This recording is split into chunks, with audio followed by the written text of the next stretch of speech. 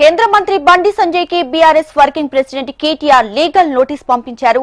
Phone tapping కి సంబంధించి బండి సంజయ్ చేసిన వ్యాఖ్యలు అవాస్తవమని, నిరాధారమైనవని, అవి తన ప్రతిష్టను దిగజార్చే ఉద్దేశంతో చేసినవని కేటీఆర్ లీగల్ నోటీసులో పేర్కొన్నారు. బండి సంజయ్ తన హోదాను దుర్వినియోగం చేస్తూ ప్రజలలో కేటీఆర్ ప్రతిష్టను దిగజార్చడానికి ప్రయత్నిస్తున్నారని కేటీఆర్ లాయర్లు నోటీసులో పేర్కొన్నారు. కేవలం రాజకీయంగా వార్తలు నిలిచేందుకు అడ్డగోలుగా దుష్ప్రచారం చేస్తున్నారన్నారు.